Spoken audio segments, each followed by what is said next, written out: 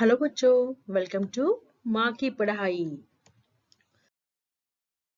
आज हम क्लास 6 गुंजन पाठमाला से एक जो कविता है, आ रही रवि की सवारी, इस कविता का एक्सप्लेनेशन देखेंगे।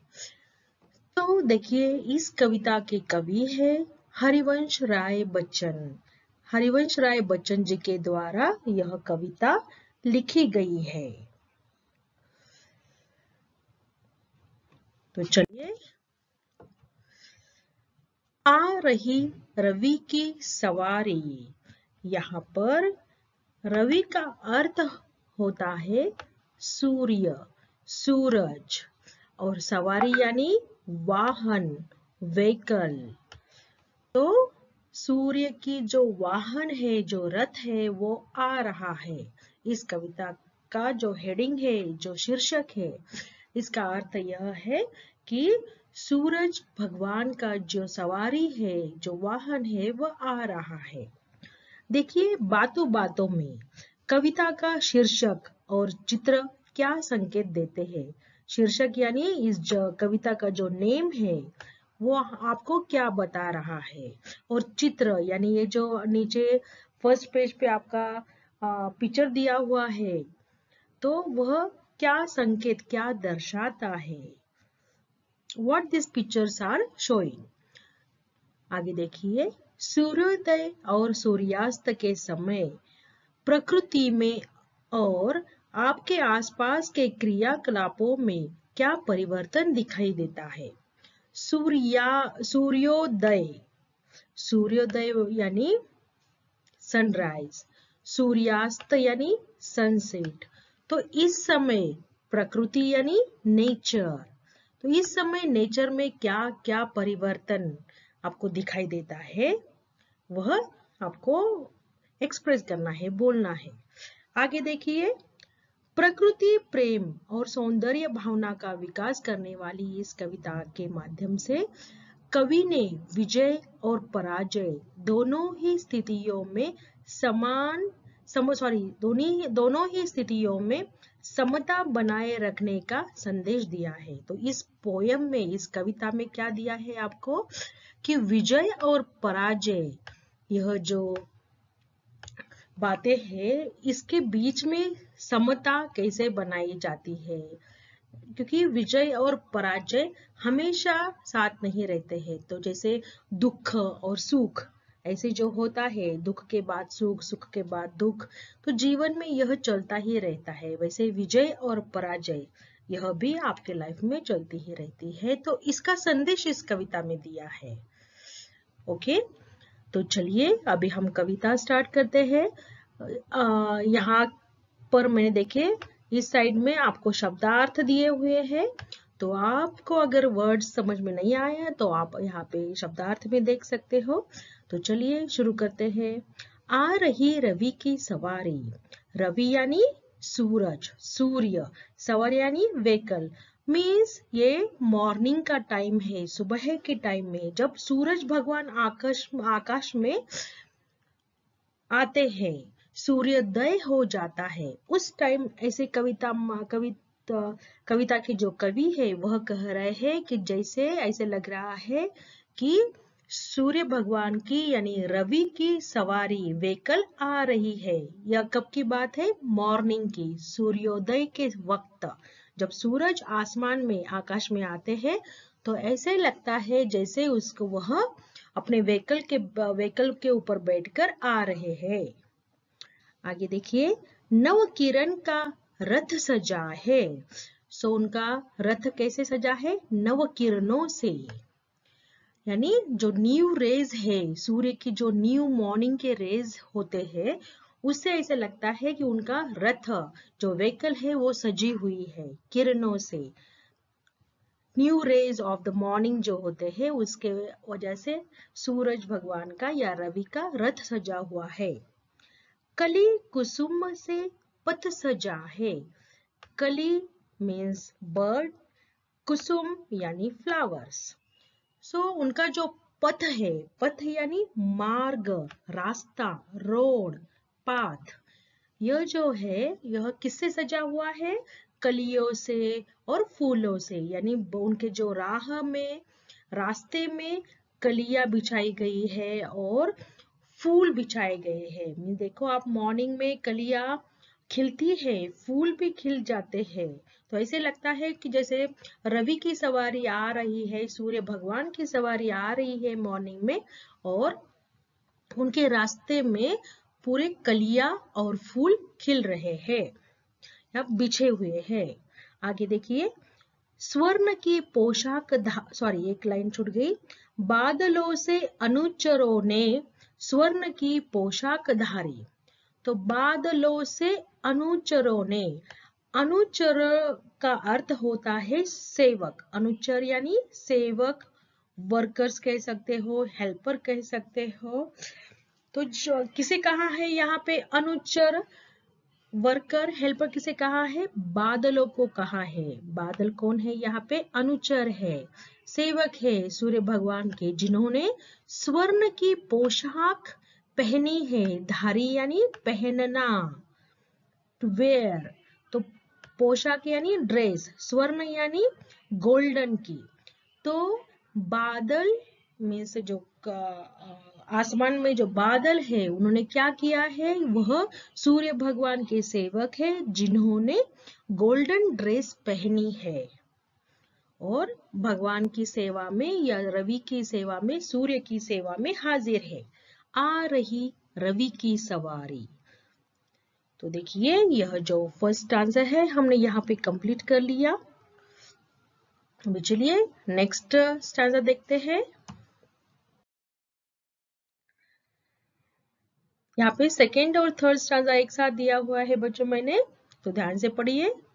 विहग बंदी और चारण गा रहे हैं कीर्ति गायन। तो यहाँ पे देखिए विहग का मीनिंग होता है बर्ड्स, पक्षी। देखो यहाँ पे मैंने शब्दार्थ में लिख दिया है, विहग यानी बर्ड्स, पक्षी। तो विहग, बंदी और चारण। तो बंदी का अर्थ होता है वंदना करने वाले लोग, जो पीपल हु डू प्रेयर। तो ऐसे प्रेयर करने वाले लोग जो होते हैं उन्हें बंदी कहा गया है। और चारण, चारण यानी जो वीरों की या राजा महाराजाओं की स्तुति करते हैं, प्रशंसा करते हैं, ग्लोरी के गीत गाते हैं, ऐसे लोगों को कहते हैं चारण। ओके, तो गा रहे हैं कीर्ति गायन। कीर्ति गायन यानी उनके जो यशगान होते हैं, राजा महाराजाओं के यशगान होते हैं, उसको गा रहे हैं। तो इस दो लाइन में कौन गा रहे हैं राजाओं के गीत? यहाँ पे राजा कौन है? रवि, रवि यानी सूर्य, सूर्य राजा है। और इनके कीर्ति के गीत कौन गा रहे हैं? विहग, विहग यानी पक्षी, बर्ड्स। तो रवि ये जो राजा है, इसके गीत कौन गा रहा है? विहग गा रहे हैं, मीन्स पक्षी गा रहे हैं।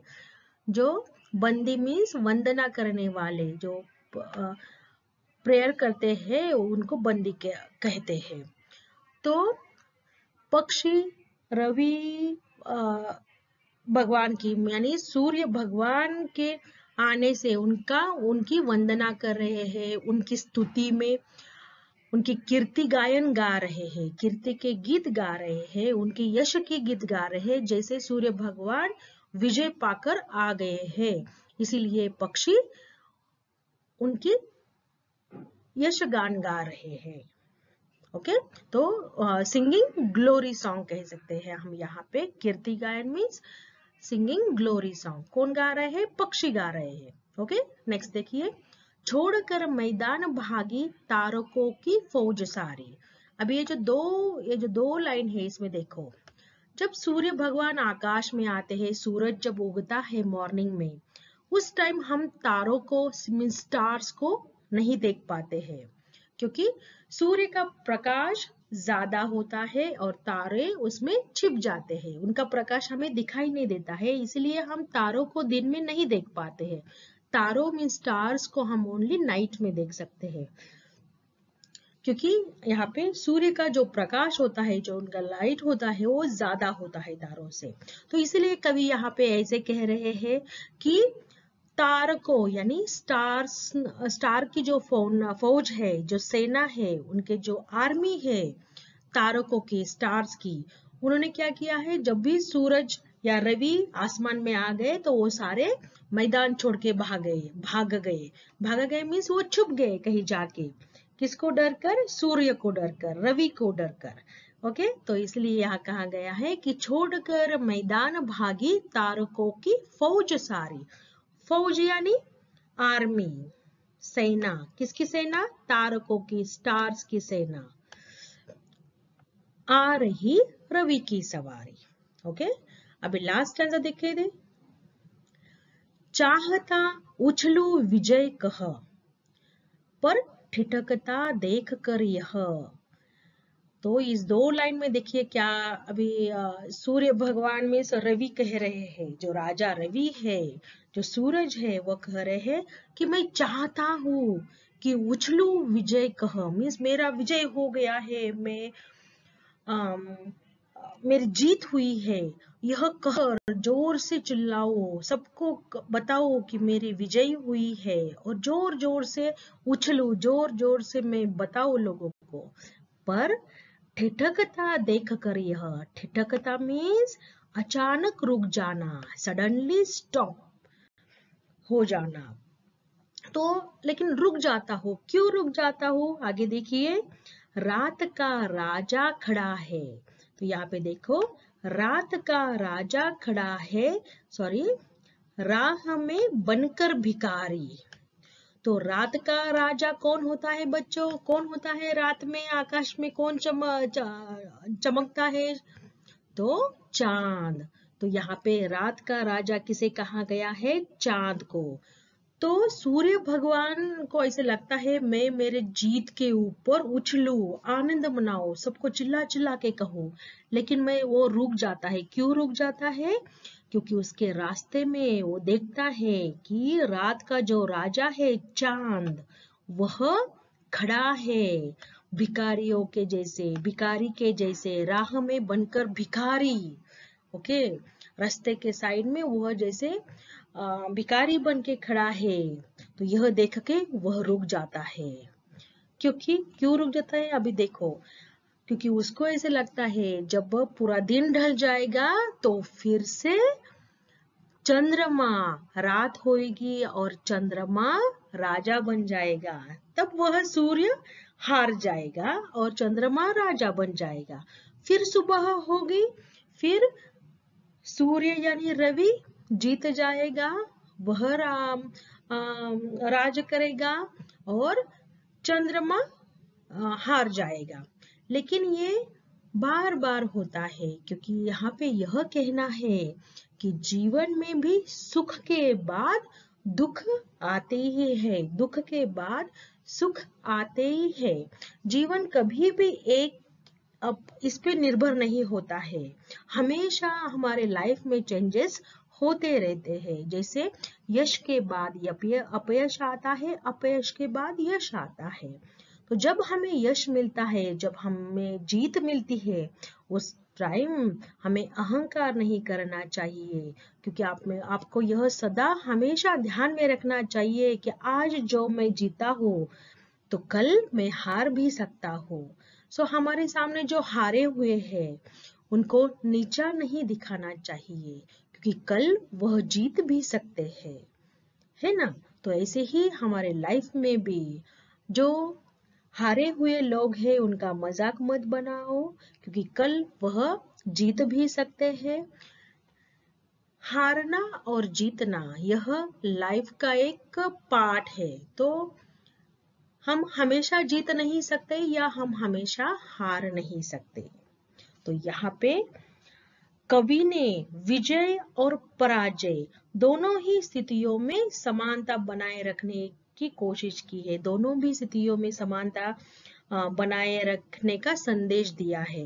क्योंकि यहाँ पे देखिए बहुत एग्जाम्पल जो दिया है सूर्य और चंद्र का, बहुत ही एकदम बेस्ट एग्जाम्पल है। क्योंकि दिन में सूर्य राज करता है और रात में चंद्रमा राज करता है।